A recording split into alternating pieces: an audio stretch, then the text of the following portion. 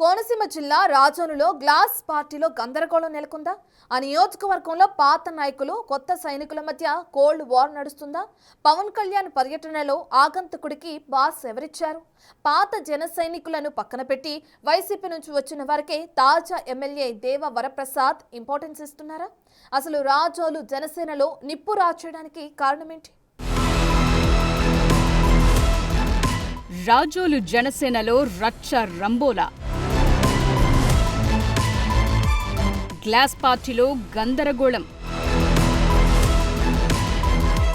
పాత సైనికులు కొత్త నేతల మధ్య కోల్డ్ వార్.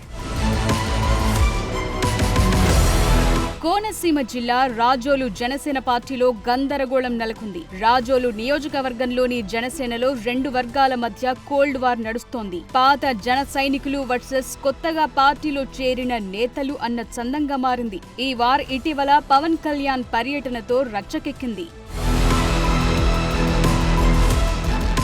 ఈ నెల 26న ఉప ముఖ్యమంత్రి పవన్ కళ్యాణ్ రాజోలు నియోజకవర్గంలో పర్యటించారు. శంకరగుప్తం డ్రైన్ మూలంగా దెబ్బతిన్న కొబ్బరి తోటలను పరిశీలిస్తోన్న సమయంలో అధికారులతో సంభాషిస్తున్నప్పుడు ఓ అపరిచిత వ్యక్తి పవన్ కళ్యాణ్ కు చాలా చేరువగా కనిపించడం సంచలనంగా మారింది. అయితే భద్రతా ప్రోటోకాల్ పాటిస్తూ అధికారిక పాస్లు ఉన్నవారిని మాత్రమే మంత్రులు సమీపంలోకి అనుమతిస్తారు. అయితే ఈ వ్యక్తెవరు, అతనికి ఆ పాస్ ఎవరిచ్చారు అనేది ఇప్పుడు హాట్ టాపిక్ గా మారింది. పవన్ కళ్యాణ్ కు దగ్గరగా వచ్చిన వ్యక్తి పేరు నరసింహ అని. అతను వైసీపీ నుంచి జనసేనలో చేరినట్లు పోలీసులకు జనసేన ఫిర్యాదు చేసింది. అయితే ఆ వ్యక్తికి విఐపీ పాస్లు ఇచ్చిన వారెవరు అనేది కూడా ఇప్పుడు చర్చ జరుగుతోంది. దీనిపై పాత జన సైనికులు బహిరంగంగానే ఎమ్మెల్యే దేవ వరప్రసాద్ పై విమర్శలు చేస్తున్నారట. ఎమ్మెల్యే దేవ వరప్రసాద్ నరసింహకు విఐపీ పాస్ ఇచ్చారని, వైసీపీ నుంచి వచ్చిన అతనికి అధిక ప్రాధాన్యత ఇచ్చి ఎంతో కాలం నుంచి పార్టీ బలోపేతం కోసం కృషి చేస్తోన్న తమను పట్టించుకోవటం లేదని ఆరోపిస్తున్నారట.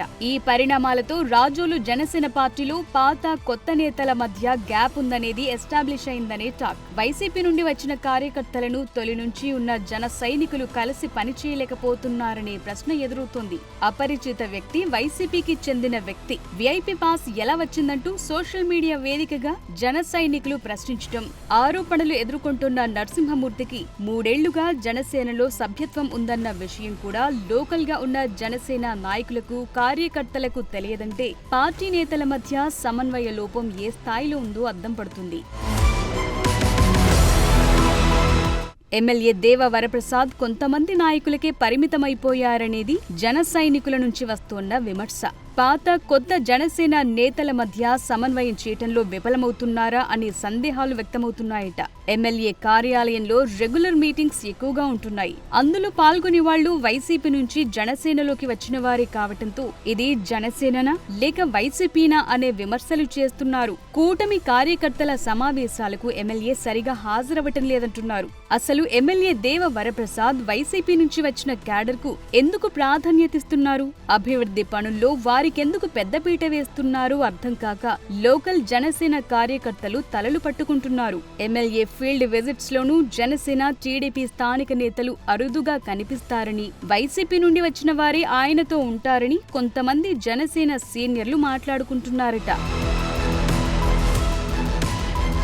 దేవ వరప్రసాద్ను ఎమ్మెల్యేగా గెలిపించేందుకు అహర్నిశలు కృషి చేసిన కార్యకర్తలు ఇప్పుడు ఆయన టీంలో కనిపించడం లేదంటూ ఆవేదన వ్యక్తం చేస్తున్నారట. సభ్యత్వం ఉందో లేదో కూడా తెలియని వారందరూ ఎమ్మెల్యే చుట్టూ తిరుగుతున్నారని, వారిలో వారే చర్చించుకుంటున్నారట. పార్టీలోకి వచ్చిన ఇతర పార్టీల నేతలు తమదే పెత్తనం అనే విధంగా వ్యవహరిస్తున్నారనేది పార్టీ కార్యాలయానికి తరచూ ఫిర్యాదులొస్తున్నాయి. అయితే నేతల మధ్య విభేదాలు సృష్టించేందుకు అనేక మంది ప్రయత్నిస్తున్నారని పలు సందర్భాల్లో పవన్ కామెంట్స్ చేశారు. అయినా కూడా స్థానిక ఎమ్మెల్యేలు జనసేనాని వ్యాఖ్యలకు ప్రాధాన్యం ఇవ్వకుండా వైసీపీ నుంచి వచ్చిన వారికే పెద్దపీట వేసే విధంగా ప్రవర్తిస్తుండటంతో లోకల్ నాయకులు తీవ్ర అసహనానికి గురవుతున్నారు.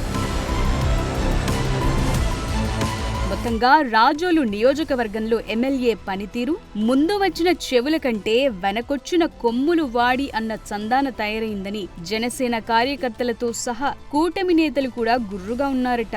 మరి ఈ పరిణామాలతో నియోజకవర్గంలో బయటపడ్డ విభేదాలను చక్కదిద్దేందుకు సేనాని ఏ విధమైన చర్యలు తీసుకుంటారో వేచి చూడాలి.